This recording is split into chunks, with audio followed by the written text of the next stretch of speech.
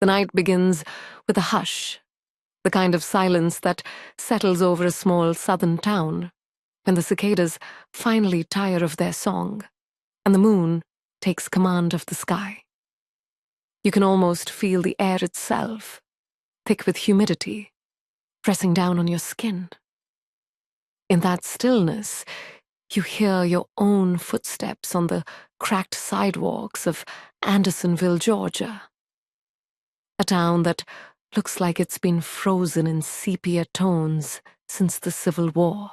The clapboard houses lean like old soldiers, weary from too many battles, their paint peeling in tired curls, their porches sagging under the weight of memory.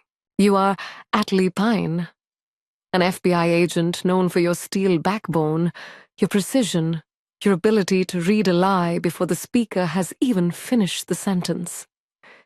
But tonight, none of those qualities make you feel any safer. You've returned not as the confident professional who has hunted fugitives across the country, but as the little girl who once lay in bed, wide-eyed and trembling, when her twin sister was taken in the dark. It has been decades since that night, yet the memory arrives uninvited, slipping in like a draft under a closed door. The sound of the window latch sliding open, the figure looming above, the way Mercy's small hand was yanked away from yours. You woke to an emptiness on the other side of the bed, a silence that was louder than any scream. You have carried that silence your entire life, wearing it like armor, letting it shape the woman you became. Now, as you walk back into the heart of your hometown, the silence returns. The streets are familiar, but in the way an old photograph is familiar.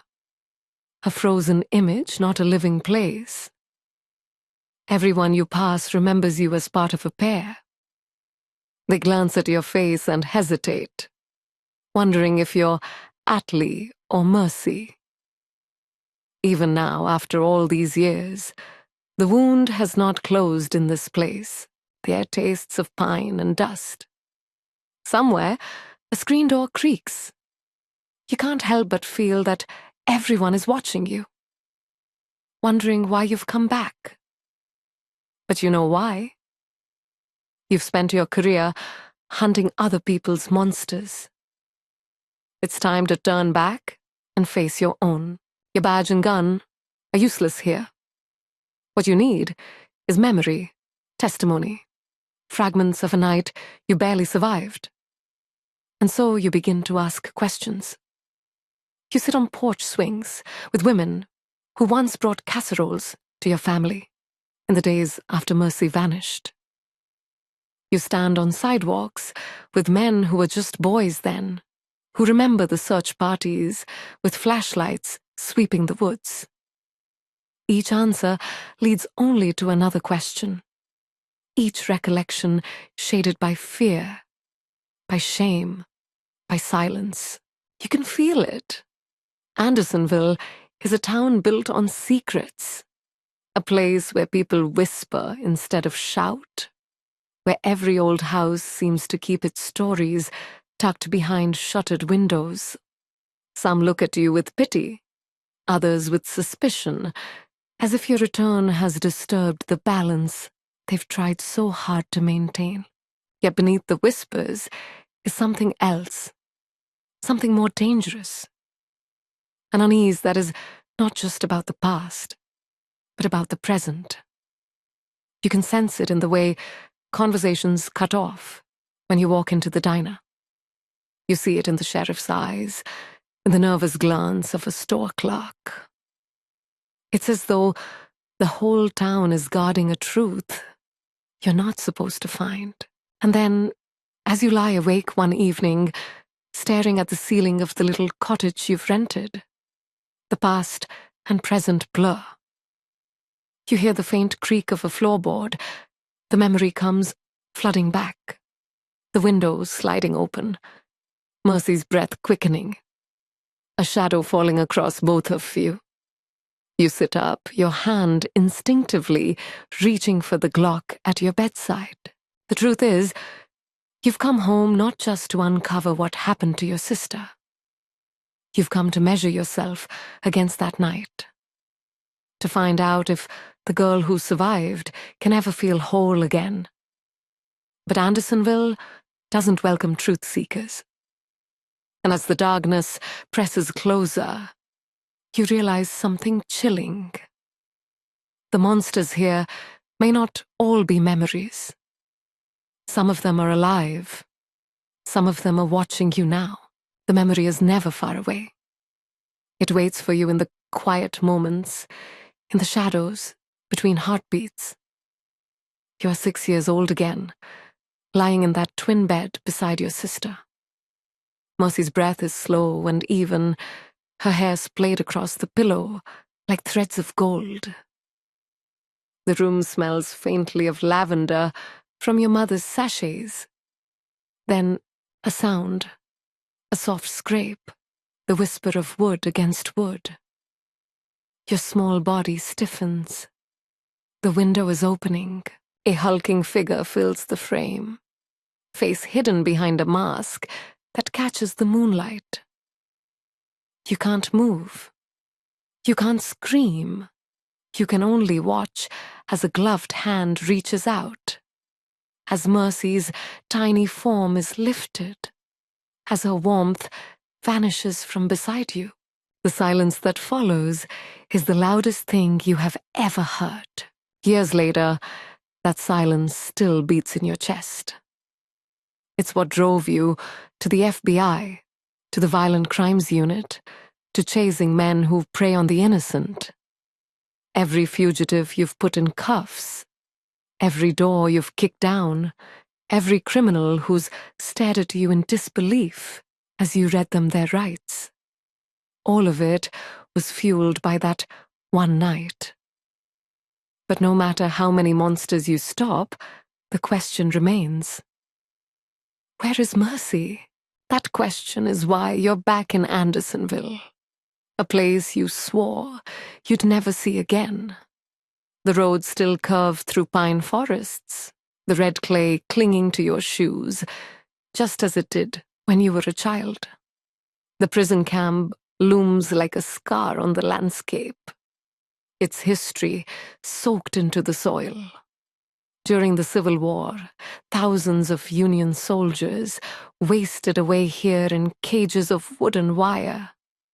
And sometimes you wonder if their restless spirits still wander these fields. You visit the old house first. It's smaller now, as things from childhood often are, but the window is the same. The frame is weathered, the paint flaking, but you remember it perfectly. The pane that squeaked when it opened, the curtains you and Mercy used to pull shut when you whispered secrets at night. Standing there, you feel the weight of every lost year. You whisper her name into the empty room, just as you did when you woke up alone. The silence answers you again. Later, you walk into town. The diner still serves fried chicken and sweet tea in sticky glasses. The same booths line the wall. A few heads turn as you enter, and the low hum of conversation dips. It's the look you've grown accustomed to. Recognition tinged with discomfort. People remember you. And, more than that, they remember what happened. They remember the scandal, the police swarming the town, the cameras, the whispers. An older woman, her hair pulled back tight, beckons you over. She used to babysit you and Mercy when your mother needed a night off. She clutches your hand, her eyes wet with something like guilt. We all prayed for her, she says. We all looked. But this town has always had shadows. You nod, but your mind is already racing. Shadows, secrets. You recall your mother's distance in those days, The way your father grew silent, the strange tension that thickened the air in your home even before Mercy was taken. You wonder, not for the first time, if someone in this town knows exactly what happened that night. The sheriff is polite, but guarded. His office smells of old coffee and gun oil. He tells you the case went cold decades ago, that all leads dried up. You hear what he's not saying, that he doesn't want you digging, doesn't want you stirring up old pain or uncovering something best left buried. As you leave, you notice a cluster of faded flyers on the bulletin board. They're the same ones you remember from when you were a child. Mercy's smiling face, staring out from beneath the words, "Missing." The paper is yellowed now, but her eyes are the same. Bright, hopeful, alive. You step back into the sun, the weight of the years pressing down. This is where it all began. And though you have returned as an agent, with training and authority, you cannot escape the truth. You are still that little girl searching for her sister in the dark, still clutching at empty air. What you do not know yet, what you cannot know, is that your arrival has stirred something dangerous awake. The town's secrets are shifting, and somewhere in the stillness of Andersonville, a new shadow is moving. Morning breaks in a pale wash over Andersonville, the kind of light that makes the world look honest for a minute before the day remembers its lies. You move through streets that haven't changed much since you last ran here as a child. Knees muddy. Mercy beside you. Both of you laughing at nothing. Now the laughter is gone and people glance away as you pass, like the sun is too bright. Doors close a beat too quickly. Conversations thin. You catalog it the way you always do. Posture, gaze, micro-hesitations. A town is a living witness, and this one is trying not to testify. You start with the records. The courthouse tilts slightly, white paint chalking beneath your fingers as you climb the steps. Inside, ceiling fans churn the heat into a slow circle. The clerk recognizes your name and becomes suddenly efficient, sliding deed books and tax rolls along the counter. You map patterns the way your mind always has. Parcels bought cheap in the months after Mercy vanished. Shell buyers transferring to other shell buyers. A daisy chain of signatures that smell like someone laundering history. A surname repeats. You circle it. Families here don't move much. Money doesn't either. From there, you walk to the historical site, the prison grounds that made Andersonville famous for all the wrong reasons. The earth swallows sound. Wind moves through the dried grass, with a whisper like old uniforms brushing past.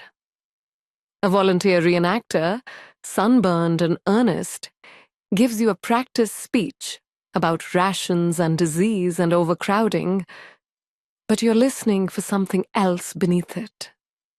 The worship this town pays to its own myth of suffering. Pain here is heritage. People protect heritage.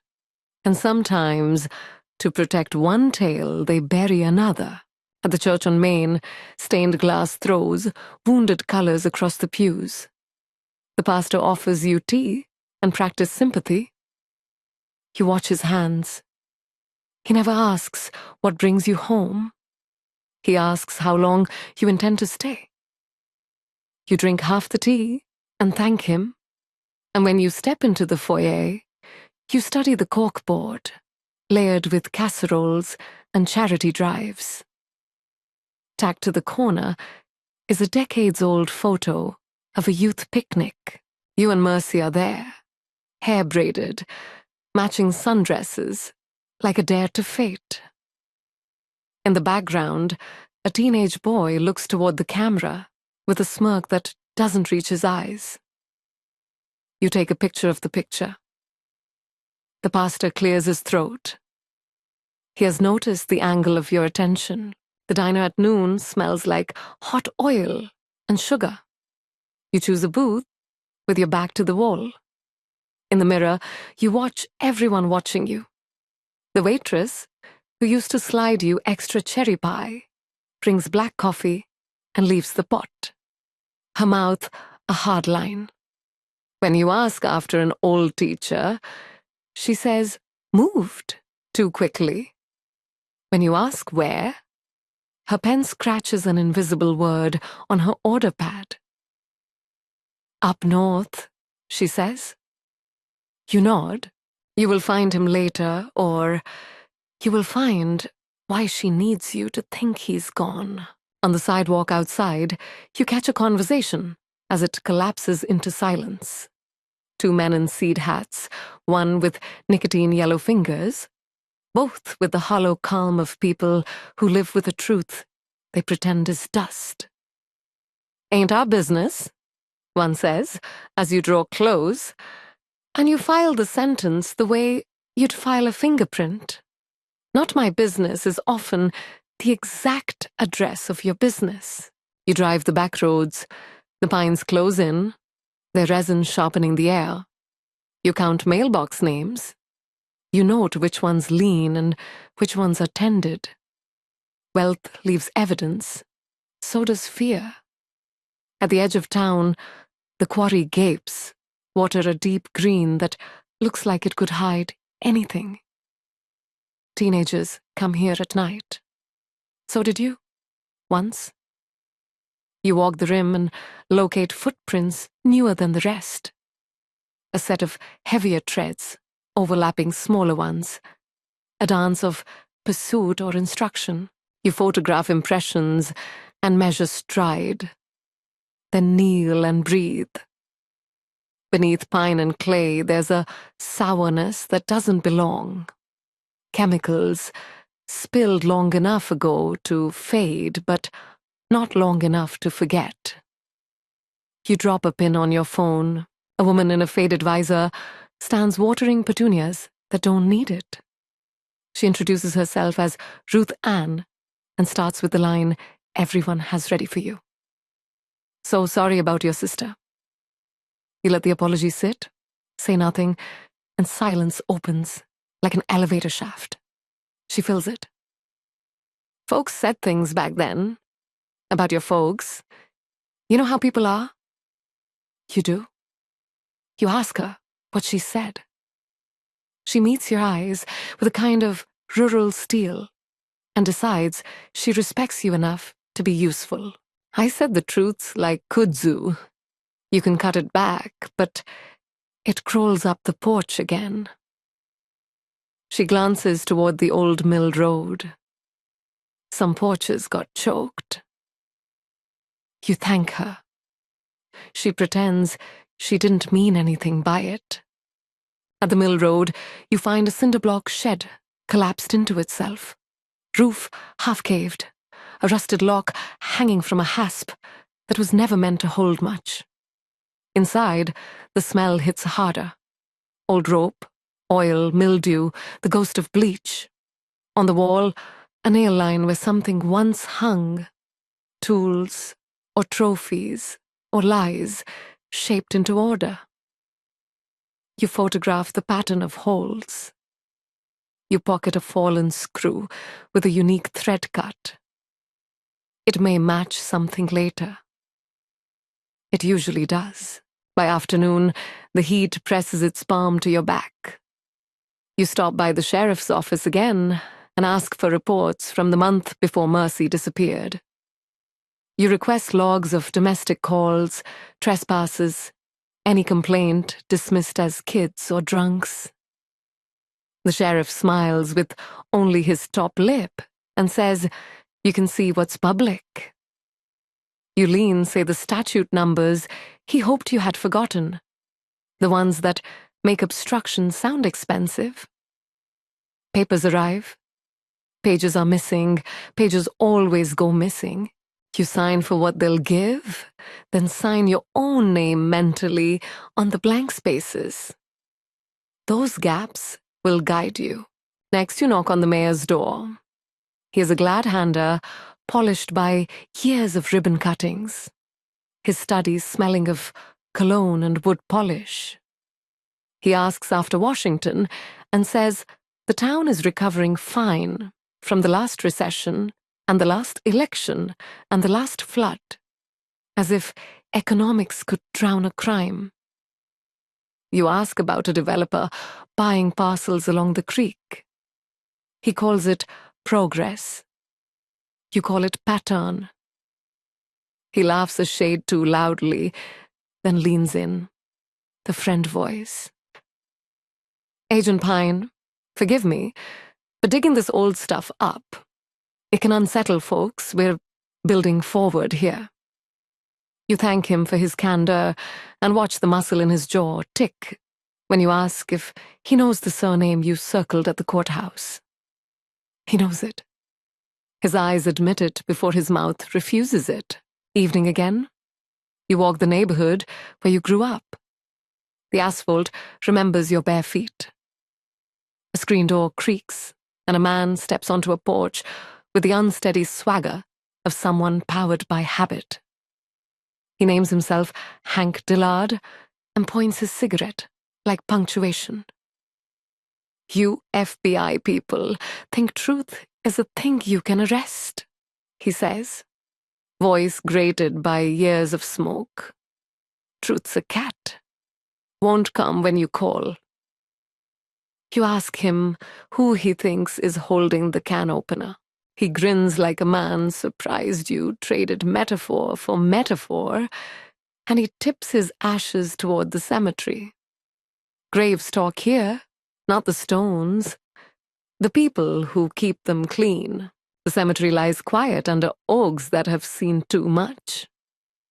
You follow a caretaker's golf cart tracks to a shed where tools line up like soldiers. The caretaker is a woman with arms like rope and eyes that miss nothing. You ask about visitors who come late, flowers that arrive without names, stones that collect tokens no one will claim. She tells you a list of dates. 2 stand out. Both cluster around your return. Someone is paying homage to the dead, or to a story that requires the dead to behave. She mentions, almost as an afterthought, a second caretaker who left abruptly last week. No forwarding address. You ask for his time card copy.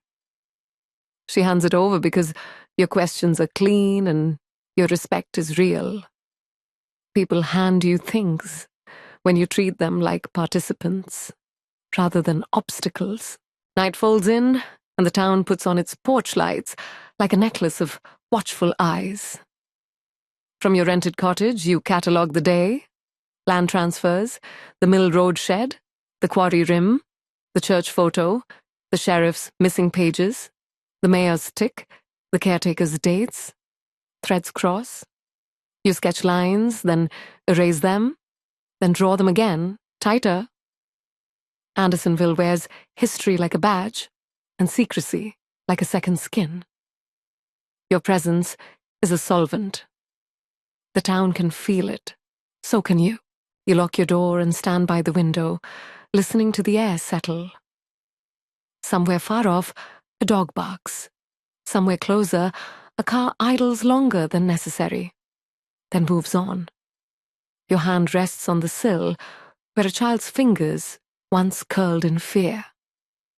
The wood is smoother now, but the grain is the same. You understand the simple equation of the place. Heritage plus pride equals silence. Add fear, and you get compliance. Add you and the math breaks. When sleep finally takes you, it is thin and wired. In the dark hour before dawn, you surface to a noise that may be the house expanding or the past arriving. Either way, you're awake before you know it. Breath held, body still. You realize that by opening old doors, you have opened a new one as well. Something has stepped through, not a memory, something current, alive, adjusting to the light. The next morning, you wake with a heaviness that no amount of coffee can chase away.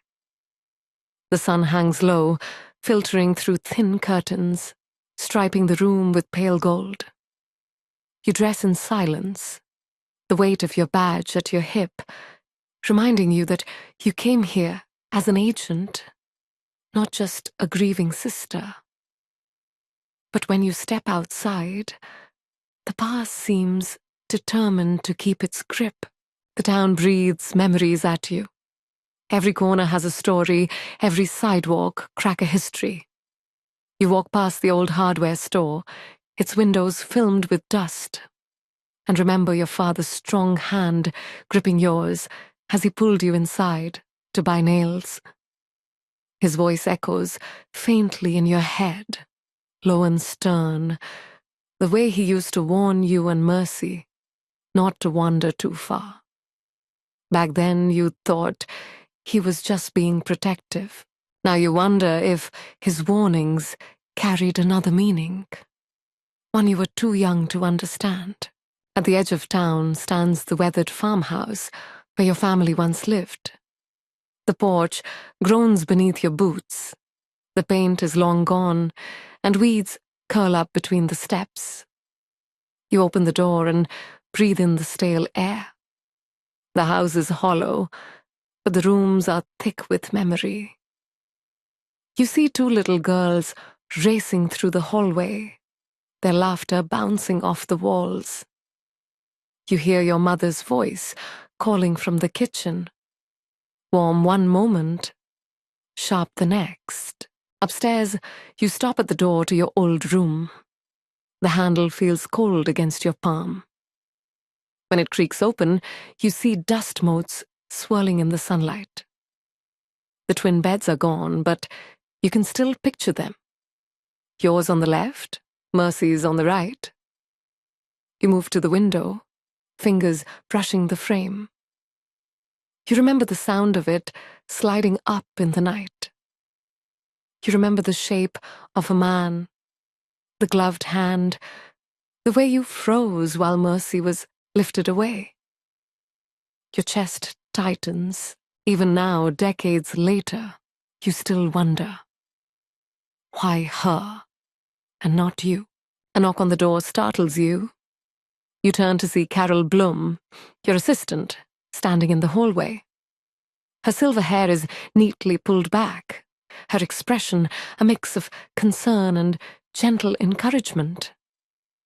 She doesn't need to say it. She knows what this house means to you. You ready? She asks softly. You nod, grateful for her steady presence. Together you walk to the edge of town where the houses thin and fields take over. You meet neighbors who remember your family.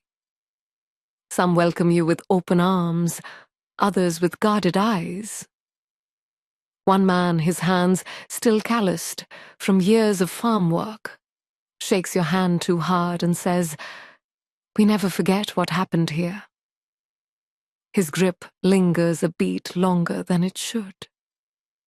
You study his face, searching for guilt, but all you find is exhaustion. In the afternoon, you track down Mrs. Creed, a woman who had been your mother's closest confidant. She's older now, hair white, voice raspy. She sits on her porch with the Bible in her lap, her eyes darting nervously. When you ask about the night Mercy was taken, her fingers tighten around the book. "Your mama wasn't herself back then," she says, glancing away. "She had secrets. Lord knows we all do. Some of them best left unspoken." Her words slice through you. You press, gently, asking what she means, but she shakes her head. "Not my place, child. Not my place." You thank her anyway, Though inside, frustration burns. Secrets. Always secrets. Everyone in this town seems to know something, but no one will say it. As the sun begins to sink, you walk alone, letting your boots carry you to the cemetery again. The air is cooler now, the cicadas replaced by the sharp cries of night birds. You kneel beside a headstone, tracing the name of a soldier who died here more than a century ago. This ground has absorbed suffering for generations. Men starved behind fences just yards from where you stand. And still, even in peace, Andersonville is a place where people vanish, where truth is buried deeper than the graves around you. You close your eyes and try to summon Mercy's face, the way she looked that last night, the curve of her cheek, the way she whispered to you in the dark. But the memory is blurring, slipping away like fog. You clench your fists. That silence is winning again, swallowing her whole. You can't allow it. Not anymore. When you finally rise, you sense movement among the gravestones. A flicker of white fabric, gone as quickly as it appeared. You draw your weapon, pulse thundering in your ears, and sweep the area. Nothing.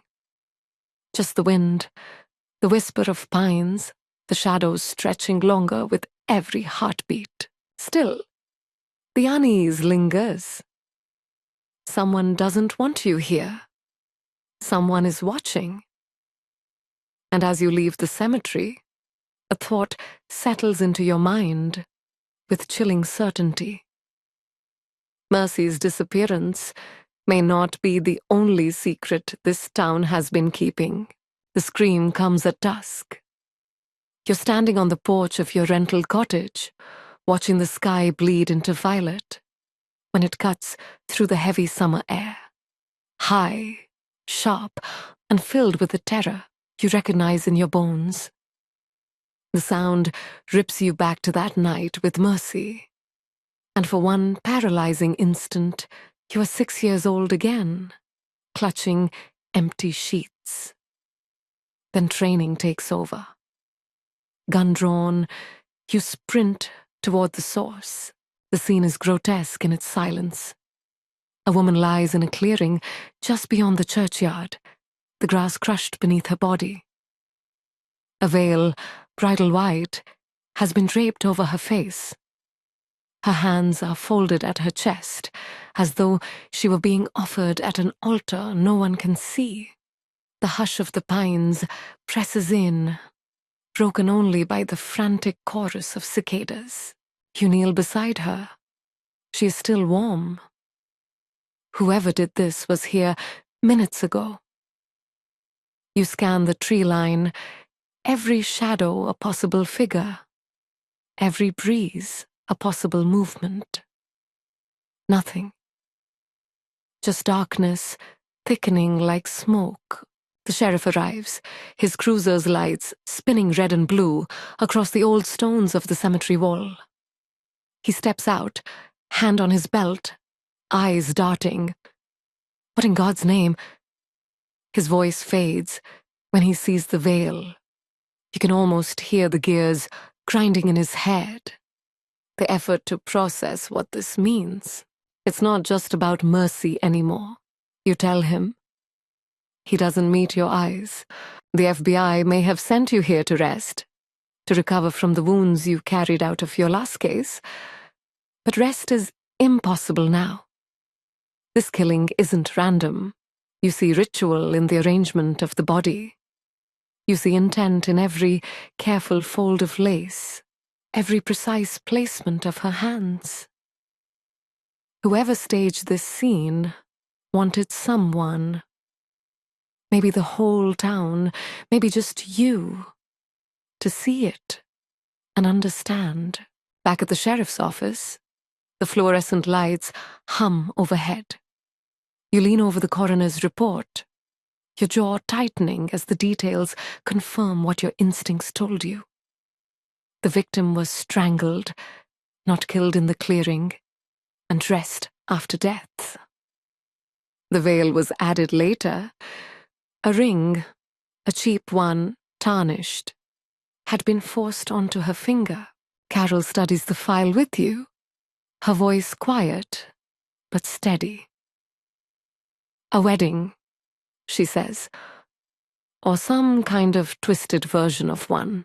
You nod. The symbolism is too pointed to ignore. Someone is creating brides. Someone is staging ceremonies. Someone with a darkness that feels both foreign and uncomfortably familiar. The sheriff shifts in his chair, his unease obvious. He doesn't like you prying into the town's secrets. And now, with a new body in the morgue, he wants you gone more than ever. Maybe you should step back, Agent Pine. You came here to look into your sister, not this. Let us handle it. You meet his gaze. This is my jurisdiction now. And if there's a killer here, he's mine. The words are steel, but your chest aches as you say them. Because you know what he's thinking. That maybe Mercy was the first bride. That maybe the man who took her never left. That he's back, and he's killing again. That night, the town feels different. Not just secretive, afraid. Curtains that once twitched, now stay closed. Doors are bolted. The streets empty earlier. Fear spreads like smoke, thick and choking. And you, walking alone under the street lamps, can feel it clinging to you. The silence is gone now. In its place is a watchful tension, as if the town itself is holding its breath. You stop at the edge of the clearing where the woman was found. The grass is still flattened, the dirt still dark. You crouch, shining your flashlight along the ground. A shoe print, heavier than the victim's, points back toward the woods. You follow it a few paces until the track disappears into pine needles. You close your eyes and listen. Somewhere, a branch snaps. A presence brushes the edges of your senses, cold and patient. You raise your gun again, but there is only emptiness. The figure is gone, or perhaps was never there at all. You walk back to your car under a sky littered with stars. The night feels sharper now, the air cut with the edge of something unseen. You know, with an ache that presses against your ribs, that you are not just investigating a crime. You are walking a path that began decades ago, the night Mercy was taken.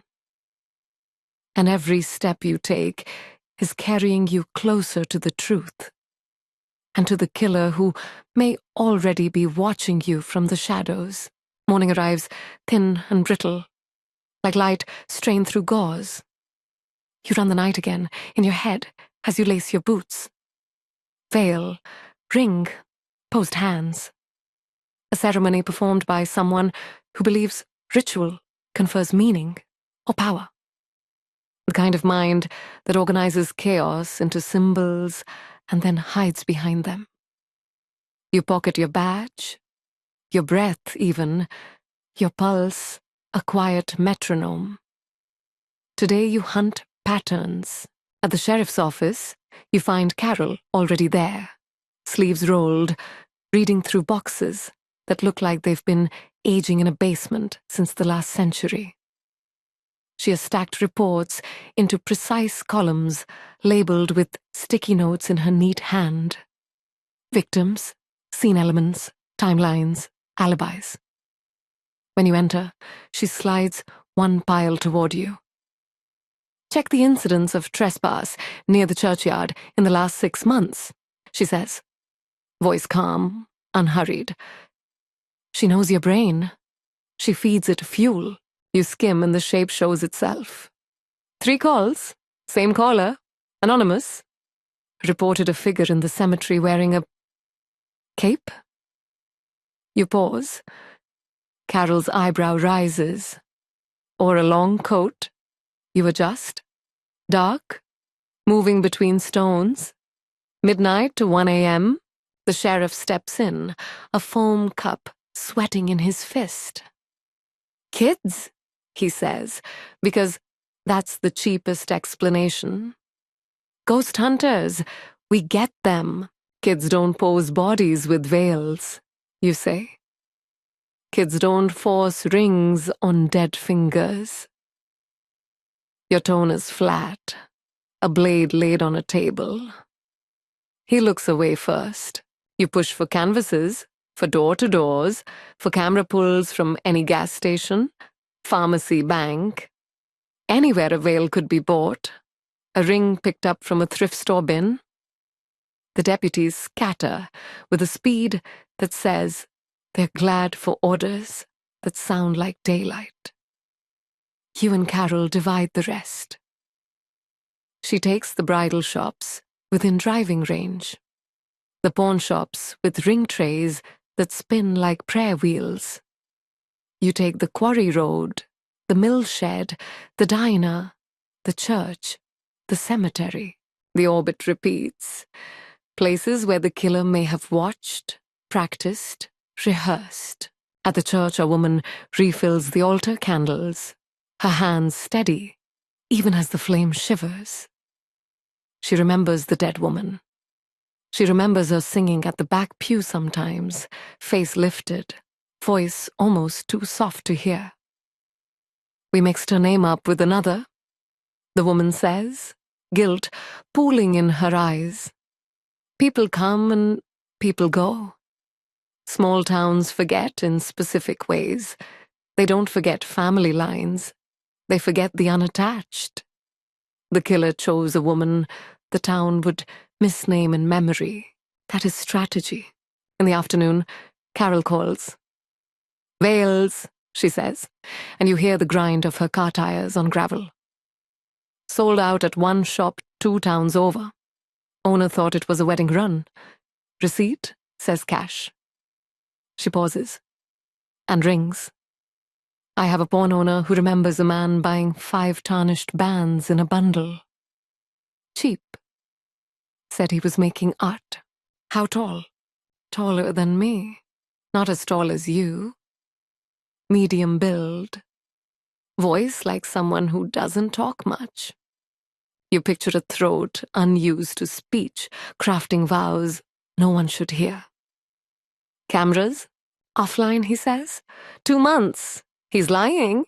Carol adds, mild as weather. I'll get them. You take the back road toward the cemetery. The pines huddle close, their shadows skinny spears on the dirt. You park at the far edge and walk in on foot, stepping where grass springs back fast, avoiding mud that remembers boots. The ground is a ledger. You read it. Newer impressions overlay older ones near the west wall, where the stones lean like tired sentries. 2 sets of prints. One wider, steady, heels a touch worn at the outer edge.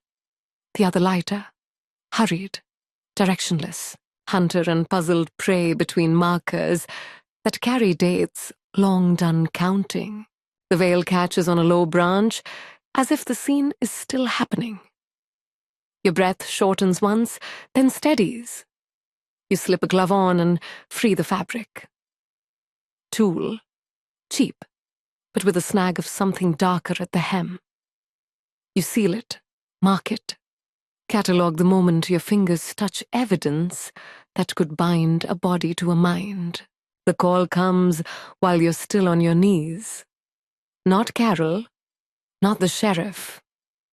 A dispatcher, voice compressed to a flat line. Agent Pine, we have another one. The second scene sits 2 miles from the first as the crow flies, deeper in the woods, where the understory thickens. The air is colder here, a shade darker, as if the trees prefer this place quiet. A woman lies posed on a patch of leaf mold, swept clean. Another veil, another ring, hands arranged like prayer. The sameness is a scalpel's edge. It cuts through doubt. You are past coincidence. You are in ritual. The sheriff meets you at the tape, face bleached of color. We? He stops. You step around him. Your body narrows to the work. You clock everything. The angle of the head relative to north. The exacting way the left thumb crosses the right. The footprint half printing on an exposed root. A tread that matches the first scene's heavier shoes. You kneel, eye level with the dead woman's face under the veil. Her makeup is smudged, like someone wiped at tears, or applied it post-mortem with hands that don't understand softness. You peel the veil, slow as ritual, and log the abrasion marks at the corners of her mouth. A gag use then removed, care taken, ceremony restored. Carol arrives, quiet as a thought, and hands you a small evidence bag. Porn cam footage, she says. Our man in a cap, half profile. He turns away just enough. She studies the scene, eyes moving, brain sorting. He's escalating, she says. He didn't wait a week. He didn't need to, you answer. He needed to talk. This is how he speaks. You walk the perimeter. At 12 feet out, you find a broken twig with a smear that catches light. Blood, maybe, or sap over something darker. You mark it, then keep moving. At the 14-foot mark, there's a depression where someone knelt. Not the killer. Too light. The victim forced to kneel, while vows no one can hear were spoken into the dark. You can almost feel the rhythm of the words, the cadence of someone who learned the ceremony by watching, and then twisted it until it fit the shape of his hunger. The sheriff's radio burps. Deputies murmur. A perimeter expands like a breath. You think of the first missing pages from the old reports, the mayor's tick, the cemetery caretaker's dates. A net tightens across years and square miles, and the span between past and present, where Mercy's name still burns. The killer chose veils, because death is a substitute for union in a mind, where possession is holiness. He chose rings because circles promise always. He chose hands folded because he believes he is performing mercy, not murder. You and Carol sit on the tailgate of a deputy's truck, boots dusty, the scene humming behind you with controlled motion. She opens a map and pins the two victims, then draws a line toward the churchyard, where the first call came, and another toward the mill road shed. The lines cross at a rough triangle, and the triangle points at the quarry like a compass that prefers water. Practice site, Carol says, or storage. Or both, you say. He's staging weddings. He needs a dressing room. You move. Dusk drags at the treetops by the time you reach the quarry lane. The gate hangs open, padlock, latched through nothing. You descend the slope, slow, careful, letting your eyes adjust to the green-black pool that swallows the sky. Along the gravel you find tire ruts that slide to a stop and back again, a driver impatient or cautious or both. In the half-collapsed boathouse, you smell damp canvas and wool. Under a bench you find a plastic garment bag clouded with dust. Inside, cheap white dresses, sizes marked with fading ink. 5 hangers. 2 empty. You seal the bag, count again. 3 remaining. The math writes itself in your blood. On the wall, a nail line repeats the shed's pattern. Hooks once held something here as well. You measure the spacing, veil lengths or ropes or mementos kept in order. In the corner, a cardboard box, soft with moisture, holds bundles of flowers, browned at the edges. Casings of a ritual, used and replaced. Outside, Carol stands, looking at the water, her reflection broken by a drifting ripple. She doesn't waste words. "We can get divers," she says. "We will," you answer. "But not tonight." The light dies fast in pits like this. You don't give darkness leverage when you can deny it. Back at the car, she hands you a photo printed from the porn footage. Cap brim, jawline, the ghost of a scar near the ear. Familiar the way strangers sometimes are. Not because you know the face, but because you know the type. A man who learned that control feels like air and who panics when he can't breathe. He is making oxygen now out of theater. Sirens spool in the distance as units reposition for the night. The town glows in pockets. Fear pulling curtains tighter than any sermon ever could. You feel the ache behind your breastbone that arrives when your professional work grips the same nerve as your personal history. 2 brides in 2 days. 3 dresses left. Mercy's name rails quietly behind your teeth. You will not open your mouth until you can speak with evidence. That is how you have survived both a career and a childhood. You and Carol drive back slow, each of you thinking in parallel. "He'll return to the scenes," she says finally. "He'll need to admire the arrangement. Artists do. Then we'll let him admire a trap, you say?" Your voice is calm. Your hands are steady on the wheel. Night settles around the car like a closed book. Inside the quiet, your mind turns pages with speed and care, building what comes next. Surveillance angles, decoy paths, a public statement crafted to pull on the thread of his pride without letting it snap. You have hunted men like this across deserts and cities and mountain roads. You will hunt him here, in the town that raised your ghosts. At your cottage, you kill the lights and stand by the window. The porch bulb across the street blinks once, twice, then steadies. A car idles 2 houses down, then slides away, its taillights small and distant. You think of a mask catching moonlight in a child's room, of hands that take what they cannot deserve. You close your eyes once. When you open them, the plan is clear enough to begin, enough to begin, enough to begin, enough to begin, enough to begin, enough to begin. The file lies open across the kitchen table, paper edges curling in the humidity. Names scrawled in faded ink. Your finger hovers over the one that keeps surfacing, the surname that appeared again and again on deeds, permits, and old sheriff's reports. Pine. Your own. You stare at it. A simple word carrying the weight of everything you feared. Carol watches you without comment, her hands wrapped around a chipped mug of tea. She knows when to let silence work. You finally exhale, a slow release of air.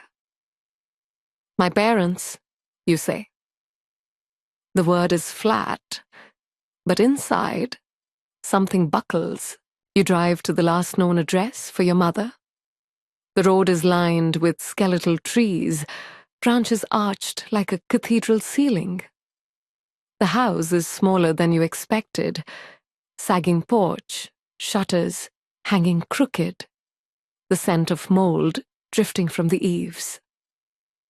The woman who opens the door Has your mother's eyes, but older, dimmer, as if time had been a thief. For a moment, neither of you speaks. Then she whispers your name, as though it hurts her tongue to shape the syllables. Inside, the air is heavy with lavender again, though this time, it doesn't comfort. You look around the cramped living room. No family photographs on the walls, no trace of Mercy. Your mother moves with the caution of someone who knows truth is dangerous. You ask about the night Mercy was taken. Her fingers twitch at the hem of her dress. She insists she doesn't remember. You remind her of the missing pages from the sheriff's file, the neighbor's whispers, the way the town seems to coil in on itself when you ask questions. She shakes her head harder. Leave it alone, Atlee. It'll only bring trouble. Anger flares, sharp and bright. She was my sister. For a second, her eyes fill with something.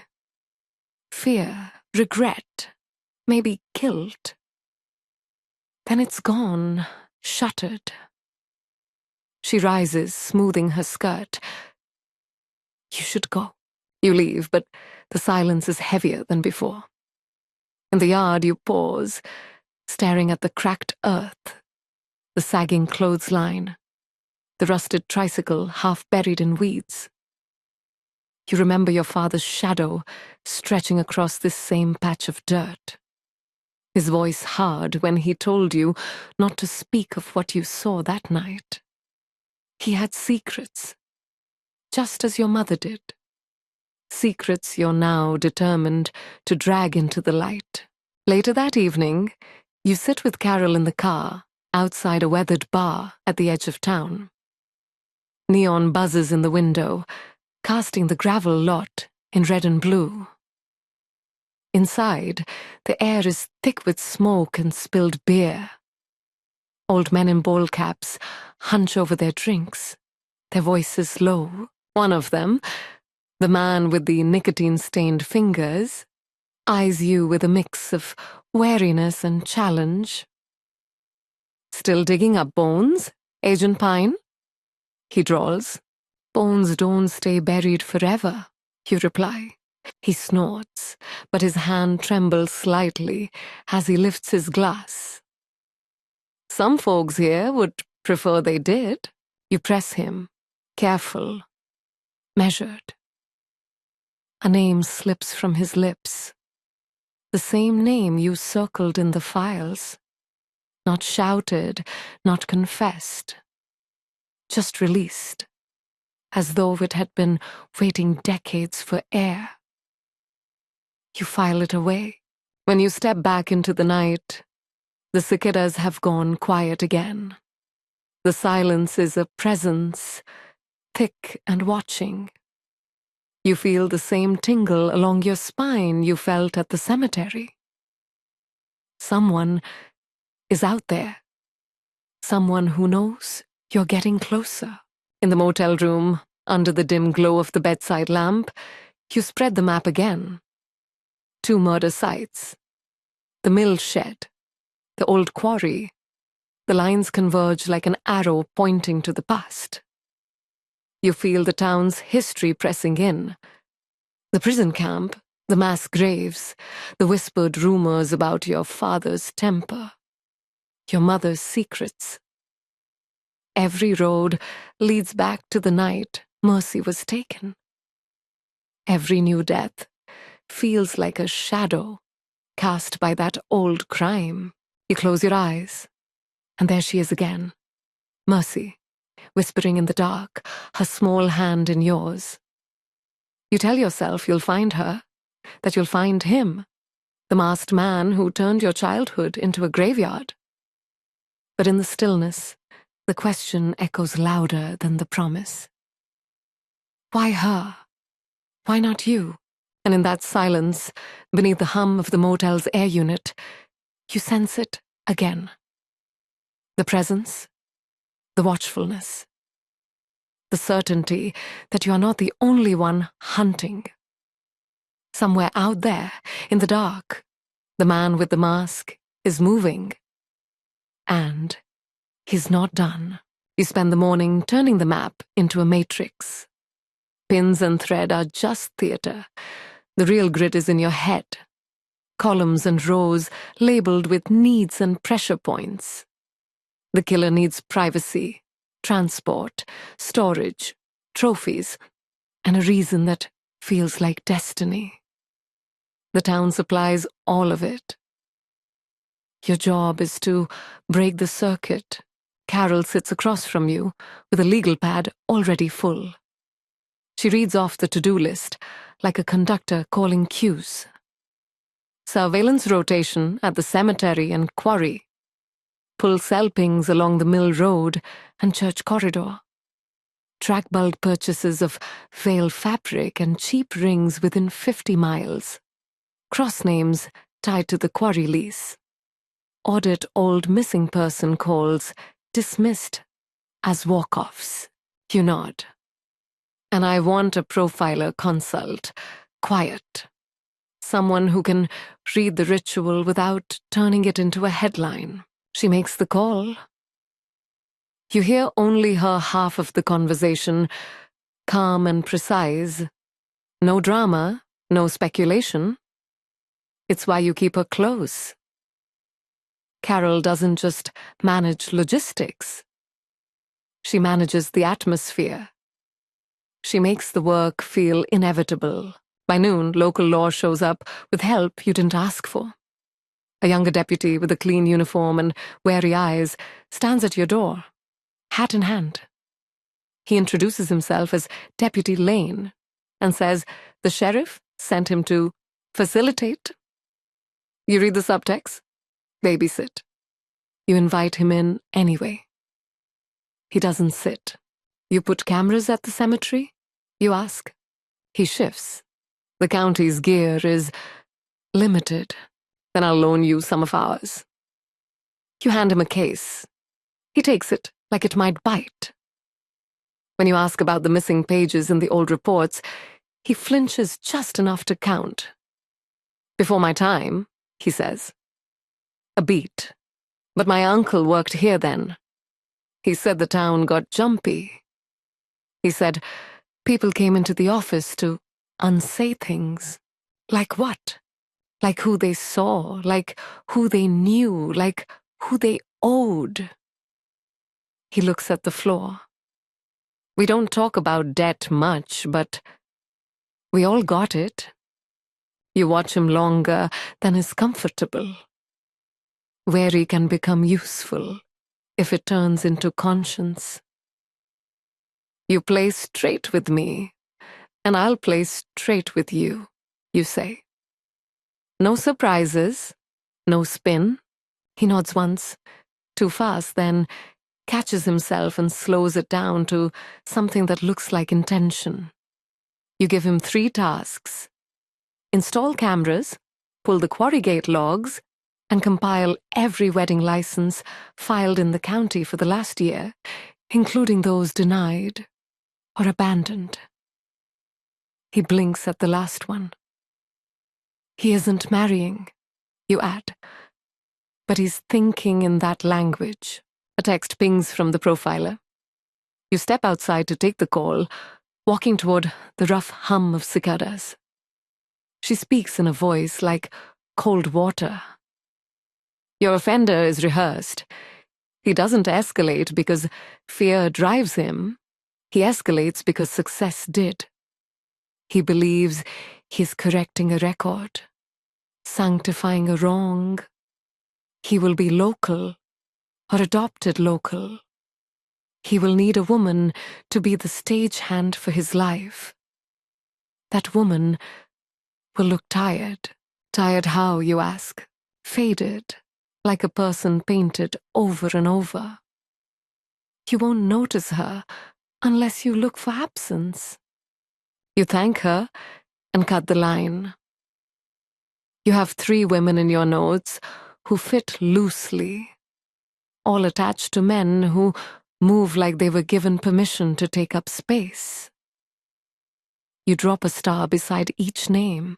At the diner, a man with a contractor's tan sits alone, forearms like rope, nails rimmed dark. You caught his profile in Carol's porn photo, the same jaw, the same half-hidden scar. Not proof, a direction. You slide into the booth. Behind him, angle the mirror. He stirs his coffee with the attention of a surgeon. The waitress calls him Eli. When he pays, he peels bills from a roll small enough to be honest, big enough to be unsettling in a cashless time. He leaves without looking back. He walks heel to toe, careful, like someone who once learned to be silent on purpose. You trail him at a distance that looks like coincidence. He drives a work truck with a company name, hand-lettered, no dot number, no website. The route is a slow circle, hardware store, supply yard, the edge of a subdivision stalled mid-build. He checks a padlock on a storage container, then stares across the clearing toward an unfinished foundation where rebar spikes from the concrete like broken teeth. The sun throws a halo off his cap, and for a heartbeat, you see the veil scenes overlay the slab. A stage, a bride, a ring that promises never. You photograph his plates and keep moving. Back at the historical grounds, you find the reenactor again. He recognizes you and starts the script, but when you cut him off with a question about volunteer rosters, he brightens in that way people do when their names enter official records. He fetches a binder. The list is short. You spot Eli's surname on the maintenance page, not the performance one. The men who repair the fences and clean the latrines know the site's blind corners. You mark that too. In the late afternoon, the caretaker at the cemetery flags you down with one sharp wave. She stands over a bouquet placed on a grave that does not belong to either victim. The flowers are cheap grocery store roses, their heads already wilting. But the ribbon matters. Thin, white, tied in a tidy bridal bow. She squints at you. "I've been here 22 years, she says. "Grief has handwriting. This ain't it. This is someone speaking in symbols." You tag and bag the ribbon. On the way out, you feel eyes on your back again. You turn, slow, controlling the arc, sweeping the line of cedars. Nothing moves. Then a flicker. Fabric slipping out of sight. Not white this time. Dark. You step toward it, and the quiet tightens. Only wind. Only your breath. Only your own awareness sharpening itself on suspicion. Evening drips into the trees when you sit down with the sheriff by force of will. You need him aligned, even if he never likes you. You lay out your findings without adornment. The veil purchases, the porn footage, the quarry dresses. The contractor who matches a partial and volunteers on hallowed ground that teaches the choreography of suffering. The sheriff folds and refolds a napkin until it becomes string. "You want me to haul in half the men who fix this county," he says. "I want you to admit, this is bigger than pride." You answer, "This isn't about the town's reputation. It's about stopping an offender who believes we're extras in his ceremony." He stares into the dead center of the table. When he looks up, something in his eyes has given way. Not to trust, but to gravity. "What do you need? Visibility and cover," you say. A public statement that scares him into moving. And room to run an operation he won't see coming. He agrees because the alternative is a third bride. You draft the statement in 20 clean words that promise nothing and imply everything. Joint investigation, increased patrols, community vigilance, tip line. You include a detail only the killer will recognize as an insult. That the rings are costume, that the ceremonies are clumsy. Pride is a lever. You pull it gently. Night spreads. You and Carol stage sensors along the quarry lane and thread cameras into cedars near the west wall of the cemetery, where the ground keeps the memory of heavier boots. Deputy Lane installs the loner gear, with hands that shake at first and then settle. He asks a question the others didn't. What if he comes while we're still setting? Then we take him while he's sloppy, you say. Ritualists hate mess. Mess makes them human. Before midnight, you knock on 3 doors belonging to the women you start. You listen more than you speak. You hear the tired in their voices. You catalog the bruises that aren't on skin, the way one woman apologizes for the sound of her own child, the way another frames her husband's temper as weather, the way the third keeps smoothing the front of a dress because she can't smooth her life. None of them know about veils or rings.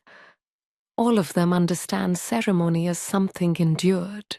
You leave cards and a phone number that rings to Carol, who answers every call. Back at the cottage, the plan lies across your desk, like a map of currents. You set alarms in your bones. You're tired, but it is a clean tired, the kind that comes when the machine is assembled and waiting for the first hum. You stand by the window, and the town stands with you. Porches lit, curtains closed, a dog barking twice, and then apologizing to the night.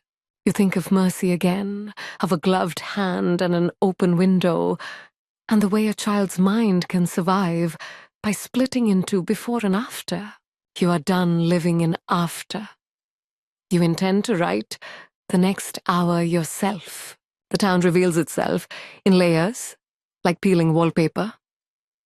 On the surface, Andersonville sells postcards of its Civil War prison, brochures that speak of history and heritage.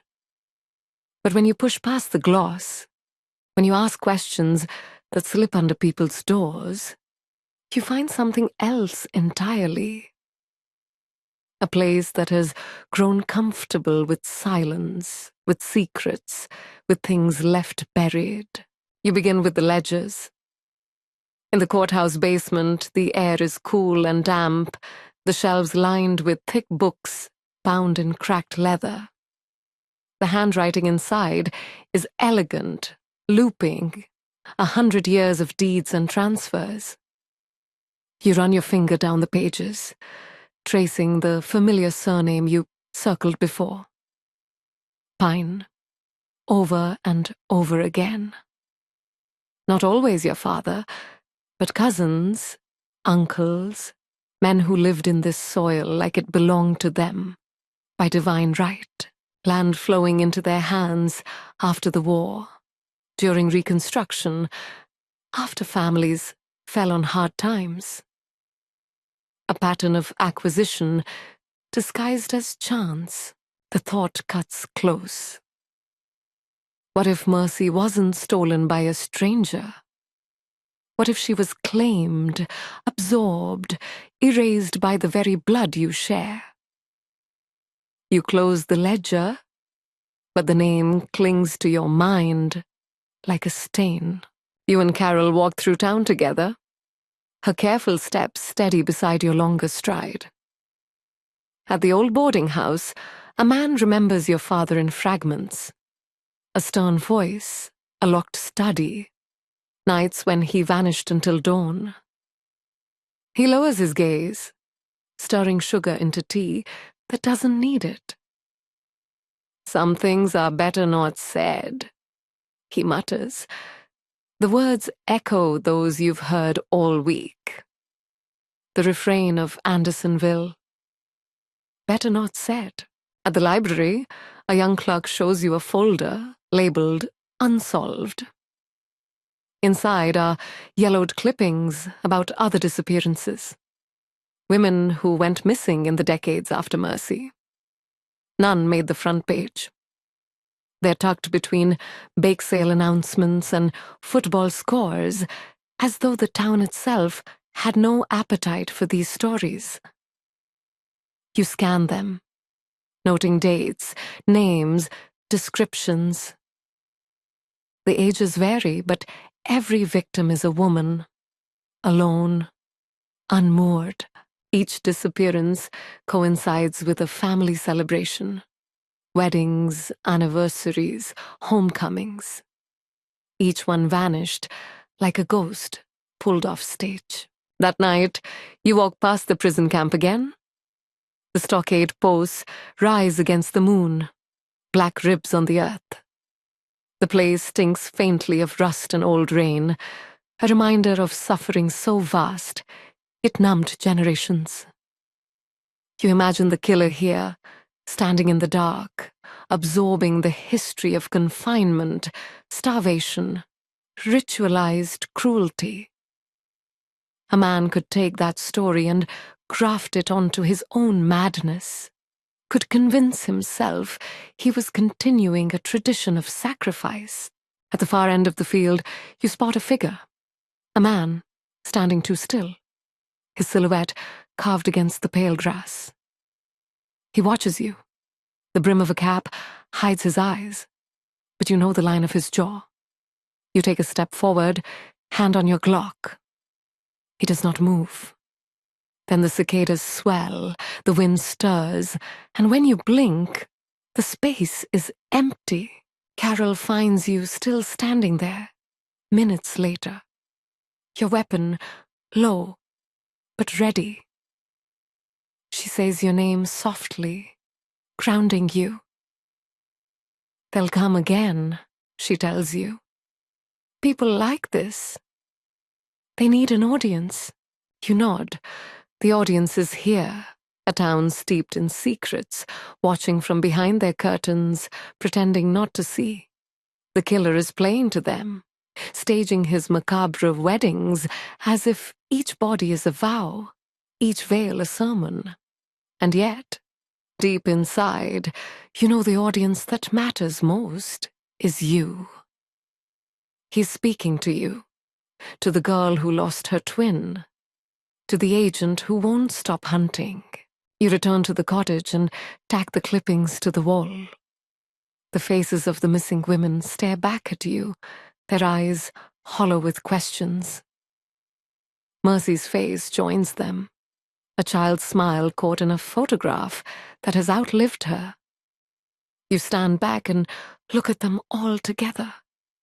A chorus of brides waiting at the altar of memory. The silence in the room is no longer empty. It's heavy, thrumming, alive. You realize the town's dark heart has been beating beneath your feet this entire time, steady and patient. And now that you've pulled away the wallpaper, you can hear it clearly. You close your eyes. The question repeats, sharp and merciless. Why her, and not you? And you know that somewhere, the man with the mask is preparing another ceremony. The hourglass is running. Midnight is coming.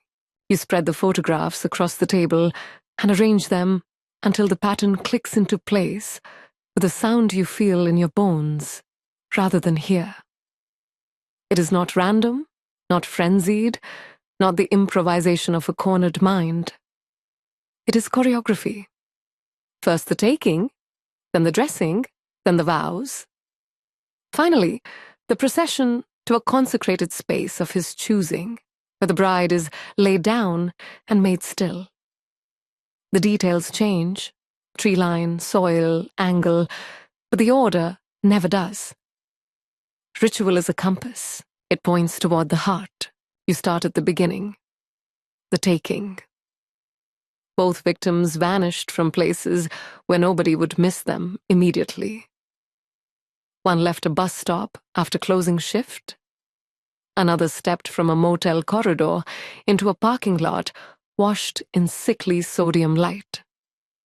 The timing matches your profiler's read. Windows of transition when the world blinks and responsibility thins. He selects women whose lives do not interlock with schedules that scream when they slip. He is not brave. He is organized. The dressing. The pawnshop rings, the veils from the discount bin, the dresses sealed in the quarry's damp breath. You remember the garment bag, its cloudy plastic, the empty hangers bowed with the memory of weight. 5 once, now 3. Each dress cheap but tended, the hems hand-whipped, the seams reinforced in careful, invisible stitches.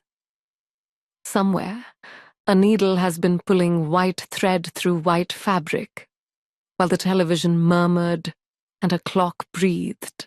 Somewhere, a woman with tired eyes has been told she is helping with art, with church, with a historical reenactment, with anything but what it is. Then the vows, the mouth abrasions, the kneeling depression in the leaf litter, the way the hands were folded exactly the same, thumbs aligned as if a book had instructed him. You can nearly hear the incantation he recites, words lifted from ceremony and bent until they justify the violence. In his mind, this is not murder. It is correction. It is repair. It is the rewriting of a night long ago when someone took a girl and left another behind, and the universe cracked out of symmetry. He has decided to close the split with lace and rings. Finally, the procession. Not to a church, not where witnesses might intrude, but to ground he considers holy for reasons that have nothing to do with grace. The cemetery where old names claim the earth. The prison field where suffering was once sanctioned by uniform and flag. The dark shoulder above the quarry where the water receives secrets like a priest receives confession. He collects sanctity the way other men collect tools, and he uses it to cover what he does with a veil of meaning. You slide the photos aside and study the map with the precision of someone disarming a device you built yourself and left in the world by accident. The sides form a necklace around the town's bones. The distances are walkable if you know the deer paths. The time gaps are shrinking. The second bride appeared less than 2 days after the first. Success accelerates need. Carol sets a teacup on the table and points with a pen at the calendar, pinned to the wall. He's not just staging weddings, she says. He's staging anniversaries. The dates line up with county milestones that read like a hymn. Founders' Day, prison memorials, courthouse dedications, even the ribbon cutting for a restored chapel. Public remembrance has given him a private schedule. He places his ceremonies in the eddies of civic pride. It is camouflage, and it is fuel. Your gaze snags on one square. The prison illumination night is tomorrow. Hundreds of small lanterns will rise along the stockade line like a spine of fire. The families will bring picnics, and children will chase each other over grass that once starved men.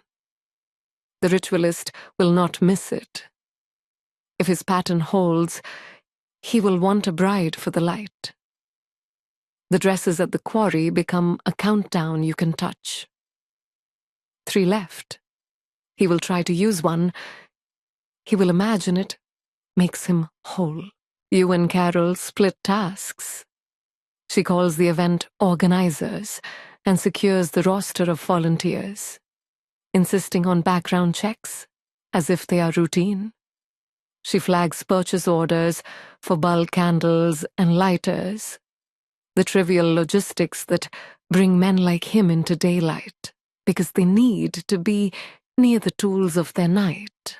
You push selping warrants for a cluster that covers the quarry, the cemetery west wall, and the supply yard, where Eli locked the container. You know the court will drag its feet. You make the call anyway. Sometimes the exertion itself shakes loose cooperation. Deputy Lane brings prints from the dressing room you found. Most are smears and demoralized swirls left by damp and time. 2 are partials with enough ridge to mean something when run against the state database. He sets them down like offerings. His hands don't shake this time. You tell him good work, and his face changes by a degree that matters. You drive the route a bride would take in the killer's mind. From a parking lot to a promise. From a promise to a place where witnesses might approve. From approval to rest. You stop at each threshold and stand still long enough to let the locations speak in their blunt languages.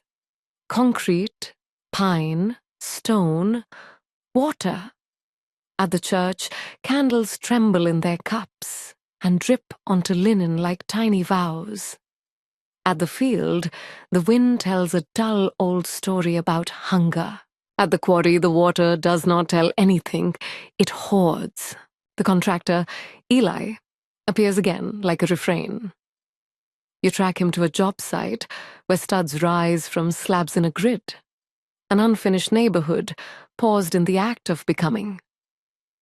He moves with quiet efficiency, removing bent nails, restacking boards into true lines, putting order over a space that is not his.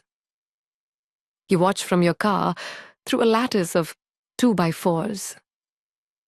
Twice he glances toward the woods, as if something there keeps time for him. You write down the exact minute of each glance. They match the change of a shift whistle at the supply yard a mile away. Habit is another kind of ritual. You catalog it with the same cold care. Back at the cottage, the profiler calls again. He's enjoying the conversation, she says. Your statement about costume rings told him you see him. He will need to correct you. Expect an escalation in clarity. He will add an element you can't miss. What element? Exhibition, she says. A stage within the stage. He wants you to read his liturgy aloud. When you hang up, the town drops into an afternoon doze that feels like a lie. You and Carol rig a decoy path through the cemetery. Subtle trail markers. A sensor, low to the ground, where a careful foot would still brush. A veil snagged on a branch so perfectly it will irritate a perfectionist into touching it. You do it without telling the sheriff where. Not because you don't trust him, but because his world leaks in all the usual ways. Evening comes with a pink that makes the brick storefronts look almost kind. You walk Main once more, not to be seen, but to see who flinches. A woman in a pale cardigan watches you from a doorway. She has the painted overlook the profiler named. When you meet her eyes, she drops them with the mastery of someone who has been trained that staring is a provocation. She is not with Eli. She does not wear a ring. But absence hangs from her like a shawl. You commit her face to memory and keep moving, because the feel of your shoulder blades says time is narrowing. You wake at midnight without remembering that you fell asleep. The phone screen is a single square of light in the dark. A motion alert from the Quarry Lane camera pings and pings again. Carol is already dressing when you swing your feet to the floor. You do not speak. Engines make too much noise, so you take the back trail on foot. Boots finding the path your mind has walked 10 times today. At the lane you smell oil baked into gravel. A vehicle sits with its lights off, its engine ticking as it goes from hot to quiet. You hold Carol with a small motion and let your eyes rake the edges. The boathouse breathes damp. The water folds its surface over and over like a blanket. Then a beam of light skates across the interior wall. Not a flashlight. A lantern. Warm, domestic, obscene. It floats as if carried at shoulder height by a hand that is certain it can never be stopped. You move in increments, every step a decision. Through a crack in the boards, you see the garment bag unzipped and the ghost of satin lifted with care.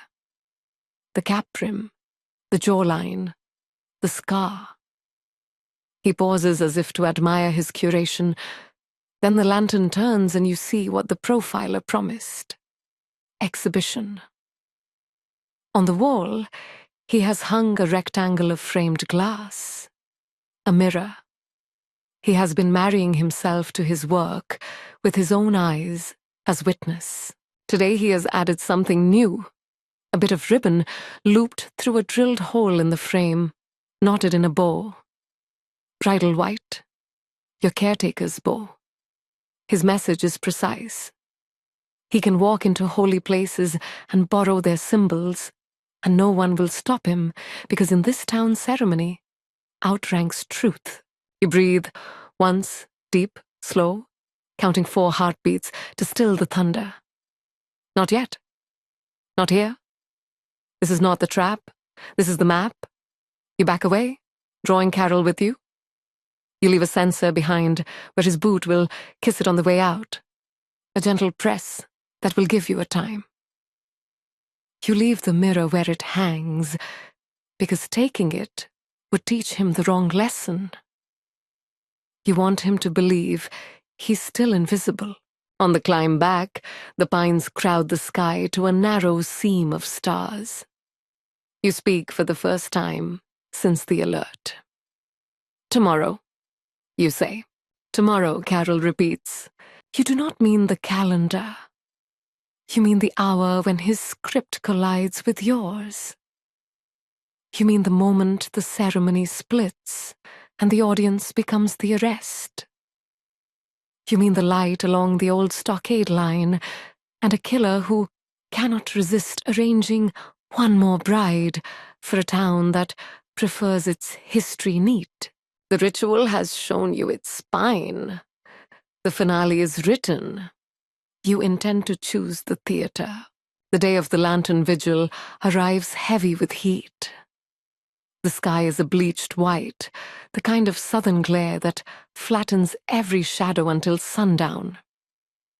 You stand with Carol on the prison grounds, the vast field stretching out before you like an open wound.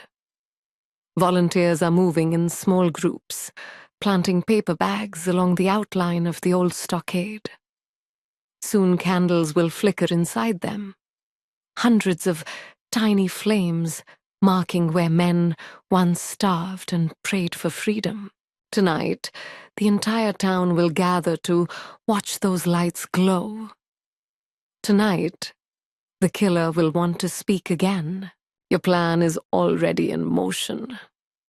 The FBI has slipped in under the cover of routine logistics, blending among the volunteers, setting up cameras inside the perimeter, threading night vision equipment along the fence line. Drones wait in hangars, their rotors ready. Deputy Lane coordinates with Carol, his voice clipped but steady now. His earlier uncertainty hardened into focus. You can see in his eyes that he's made a choice. Whatever silence this town has lived under, he's tired of it too. You walk the field alone, boots pressing into the soft earth, eyes scanning the horizon. The air smells of dry pine needles and candle wax, a strange blend of death and devotion. You imagine Mercy's laughter here, echoing across the field of bones, and for a moment it feels like she's walking beside you, small hand brushing against yours. You force yourself to keep moving. Sentiment is weight. Weight slows you down. As the sun drops, families arrive with picnic baskets. Children run between the rows of flickering bags, their giggles slicing through the hush like birdsong. You watch them, and your jaw tightens. Mercy would be their age now, walking among them, or she would be older, a mother herself. The thought is a knife you swallow and hide. You are here to stop someone who believes women are props in his private play. You cannot afford to be anyone's prop, not even your own griefs. The first candlelight wavers against the prison walls. The crowd murmurs, shifting closer, eyes wide at the slow line of fire growing around the field. And then you hear it, the sound that no one else notices. A snap in the pines, a footfall too heavy to be a child's. You glance at Carol. She gives the smallest nod. The sensors are already live. Somewhere, in the command tent, a red dot blinks across a monitor. The quarry lane camera has tripped. You slip into the shadows at the field's edge, clock steady in your grip. The pines open like curtains. You move with the same careful rhythm the killer has practiced for years. Each step is measured, deliberate, silent. The town behind you is wrapped in reverent quiet. 100 candles breathing in unison. The killer will see this gathering as invitation, as audience. He will not resist. Then you see her.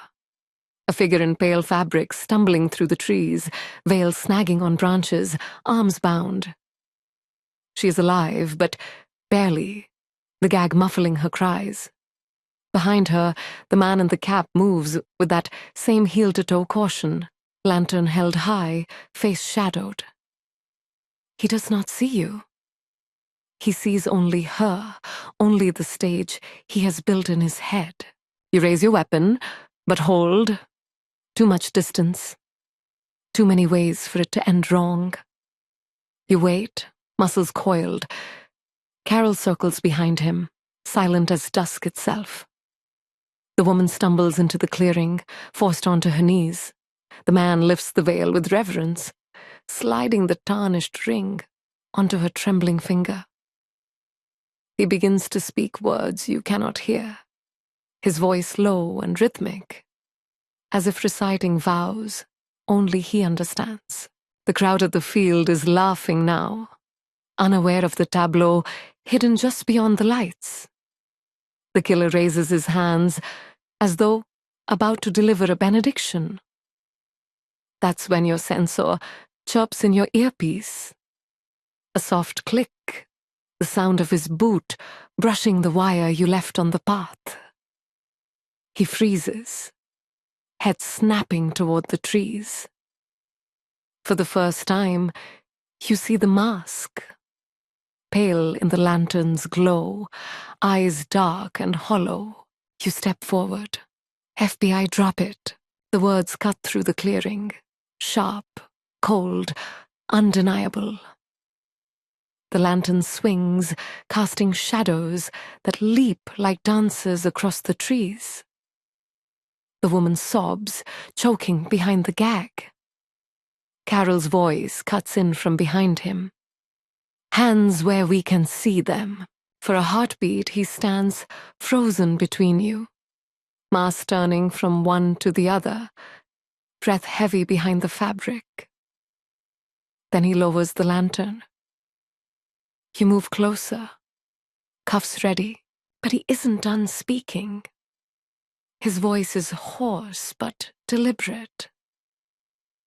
"You were supposed to be her," he whispers. "You were supposed to wear the dress." The words hit you like a blow. Mercy's face flashes in your mind. That last night, the hand pulled from yours. Your throat tightens, but your weapon doesn't waver. "Put the ring down," you order. He doesn't. He holds it up, the tarnished band catching the faint glow of the lantern. His voice rises, a chant now, a vow twisted into something profane. Carol edges closer, her hand steady on her own weapon. You know she's waiting for your cue. The killer takes a step toward you, ring extended. The woman whimpers, eyes wide, body trembling under the veil. You feel time collapse, the past and present folding into one. The window sliding open, the hand reaching, the silence that followed. You don't move. You don't blink. You let him come closer, let him believe his ceremony is still intact. Let him think you are the final bride he has been chasing all these years.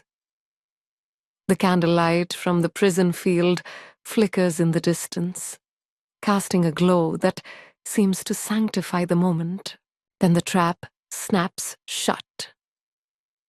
Red beams flare across his chest, dots multiplying as agents step from the trees, rifles steady. Carol's voice cuts like a blade. "Drop it now." For the first time, the man falters. His chant cracks. The ring wobbles in his hand. He looks at you, eyes wide behind the mask, and you see something you did not expect. Not triumph, not rage, but confusion. As though the script has gone off course. As though the audience is no longer clapping in rhythm. You step forward, cuffs in hand, and in that suspended second, the air itself feels brittle, waiting to shatter. Midnight is seconds away. The final vow has not yet been spoken. The killer's breath catches, and you know the decision he makes now will change everything. He twitches first. A small shift, almost nothing. A tremor of a man realizing the lines he memorized don't fit the scene he's in. The ring glints between his fingers. You watch his shoulders, not the hand, because shoulders telegraph intent. The left dips, the right tightens. Choice crystallizes. "Drop it." You say again, voice level, the edge of command honed to a plane. Carol moves half a step, never crossing your line of fire. Red dots stitched steady across his chest. The woman kneeling in the veil lets out a small animal sound, the kind that happens when a body remembers survival at the same time. A mind forgets how. The killer's chin lifts. The mask makes him taller. "You don't understand," he says, and even with the fabric, you hear the stubborn child under the man. "This is mercy." You take one step closer, the world shrinking to a tight circle of dirt and breath and heat. "No," you answer. "This is where it ends." For a heartbeat he turns, not to run. Ritualists don't sprint, but to reach for the script he's losing. The lantern tilts, the flame skates toward canvas. Carol's voice snaps. "Now!" Two agents surge, hands sure, weapons covering angles you don't need to see. You seize his wrist, twist the ring from his grip, wrench the other arm behind him in a controlled arc that has nothing to do with rage and everything to do with ending a play. The cuffs bite. His breath hitches. He makes a broken sound. Not quite a word, not quite a sob. Carol is already at the woman's side, cutting the bindings with a pocket blade she keeps sharper than some men's ethics. "You're safe?" she says, not as comfort, but as fact. And the woman shakes so hard, her teeth click. Agents pull her back through the trees toward medics. The lantern gutters out in a hiss, smoke coiling up like a final failed prayer. "Eli Whitcomb," Deputy Lane says behind you, reading from the license you just watched him pull. The contractor, the volunteer, the jaw, the scar, the careful feet. He says the name as if names can close doors. They can't, but they mark thresholds. You walk Eli toward the path. Every few steps he throws a shoulder at you, more habit than fight, like a boy who learned that resistance is a way to feel present. You don't give him the friction he wants. Control is oxygen to men like this. You give him none. At the edge of the field, the town's lanterns ripple. Laughter and reverence drift across the open dark, the crowd still oblivious to the theater unfolding in the wings. Carol meets your eyes, the smallest nod passing between you like a baton. Target secured, victim breathing, scene stable. You thread Eli into a corridor of agents. Cameras record. Chain of custody begins its slow, necessary march. He turns his head toward you, voice rough. "You came back because you knew. I came back because I never stopped," you say. It is not bravado. It is a weather report. Processing is motion and markers. Gloves, bags, swabs. A photo board with numbers that say a human body is now an object in a system. Eli sits where you place him, a chair in the command tent that becomes a stage without a script. The mask lies flat on a table. It's cheaper than your nightmares made it. You catalog that truth and file it with the others. Carol slides a folder in front of you. Porn footage stills, quarry evidence list. The garment bag with 3 empty hangers, reduced now to 2. In the corner, Deputy Lane stands, as if he's holding up a wall with his spine. The set of a man who decided to stop being a spectator and found the floor solid under his feet. You start the first interview with nothing fancy. A bottle of water set down so the microphone can hear the thud. Name, address, occupation. He answers the first 2, skips the last as if work is a private sacrament. You leave silence where other interrogators would pave with questions. Silence is a solvent. It loosens story from stone. "What happens next, Eli?" you ask finally. He stares at the table, a muscle in his cheek, twitching like a small trapped animal. "Next is vows," he says, "promises. That's how you make things right. Who taught you that?" He almost smiles, a flicker, gone. "Everyone. You don't chase it. You shift to facts.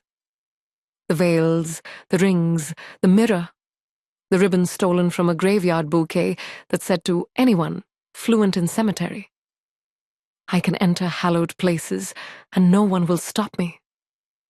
He looks pleased when you mention the mirror. Pride blooms, then curdles when you call the rings costume. The profiler was right. Correction matters to him more than escape. "Where are the others?" you ask, sliding photographs across the table. Women who went missing long before your arrival. Faces archived by a town that prefers neat anniversaries to messy truths. He studies them like a parishioner sorting saints. "They got rest?" he says at last. "Not like her." His eyes flick up, find yours, and you see it again. The confusion from the woods. She was supposed to be first, he whispers. It was supposed to fix. He stops, the grammar failing because the story was never built for past tense. Fix what? You ask, and the room narrows to the width of his next breath. The mistake, he says. The night someone took the wrong twin. Air leaves your body in a controlled exhale. Carol does not move, but the line of her shoulders changes by a hair. Deputy Lane's pen stops. The canvas of your life pulls taut, and you feel the thread that has run through every year, every arrest, every mile. Who told you that? Your voice is even. Your hands are quiet palms on the table. He blinks slowly, like a man coming up from deep water. Everyone knows, he says. Your town tells stories to itself. They said your folks owed and debts get paid. One girl to start, the other to balance. His mouth twists. Balance is holy. The tent walls seem to press in. Outside, a speaker creaks, and someone reads the names of dead soldiers into the warm night. The town applauds history. Inside, you measure a confession that is not a confession, a truth that is not proof. Eli is giving you his liturgy, not his ledger. You reset the frame. Past and present are different crimes. You ask where he took the second victim, what roads, what hour. He wants to comply because compliance feels like ceremony. He draws a map with his index finger, tracing lines on the table plastic.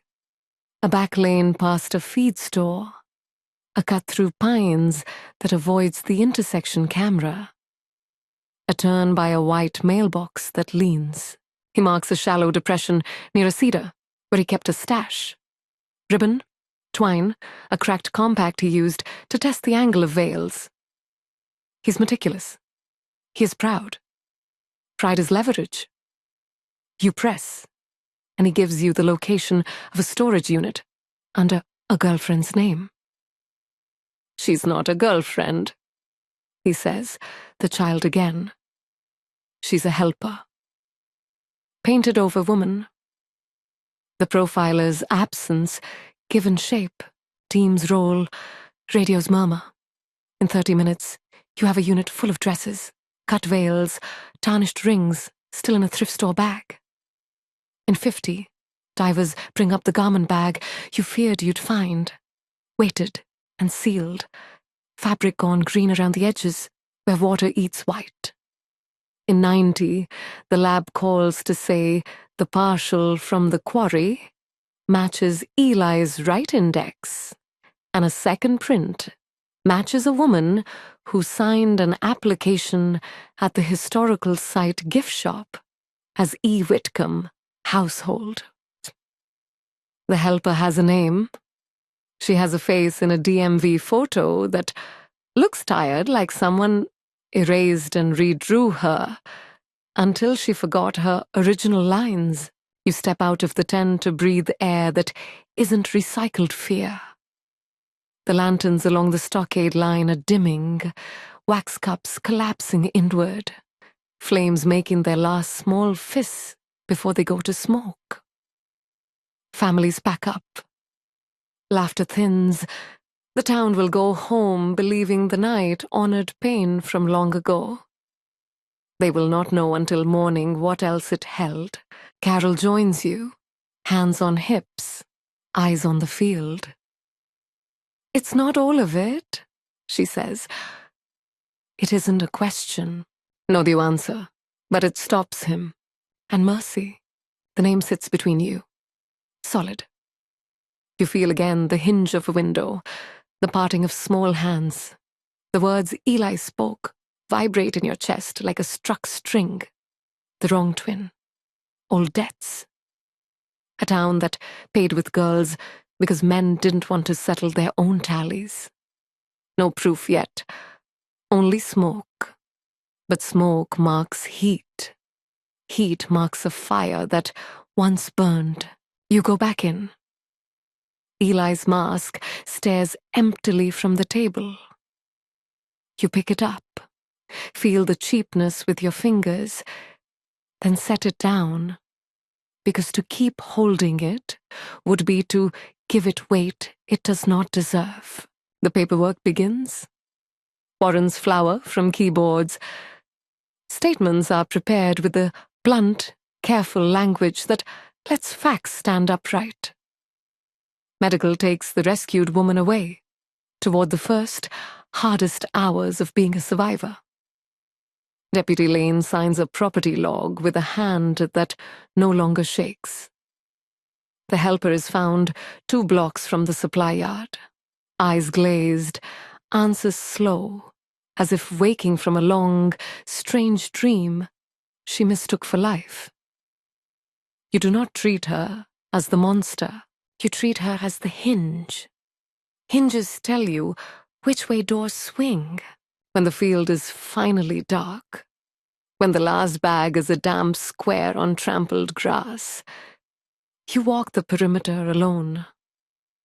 You pass the place where you first saw him watching, the place where you felt the town's pulse under your boots, the place where you almost believed history would swallow this too. The sky is clean, the stars are honest. For the first time since you arrived, the silence does not feel like a predator. It feels like space.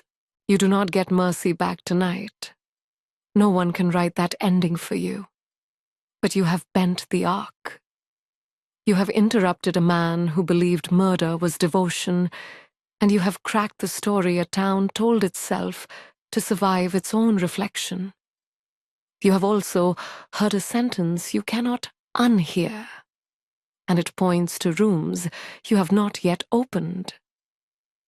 Your parents' house, the missing pages, the names on deeds that tied land to silence.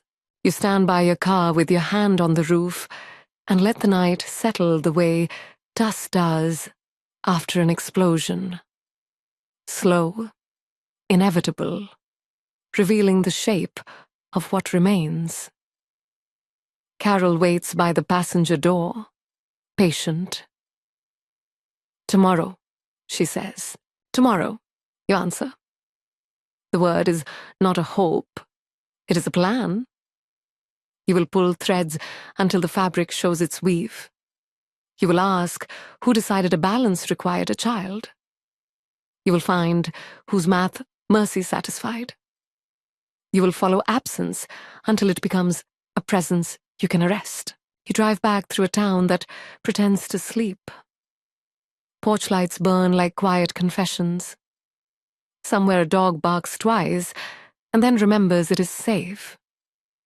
At your cottage, you sit with the map one more time. Draw a circle around the places that still hum. Your mother's porch, the courthouse basement, the sheriff's file with its gaps, the mill road that smells like bleach and old rope. You label the circle with one word in your own neat hand. Ode. When you finally lie down, you do not dream of masks or veils. You dream of an open window and a second set of footsteps returning across the floorboards, of 2 small hands finding each other in the dark. You wake before dawn, not because fear shook you, but because purpose did. You are not finished. Mercy is not finished. The next door waits. You will open it. You will open it. You will open it. You will open it. You will open it. You will open it. You will open it.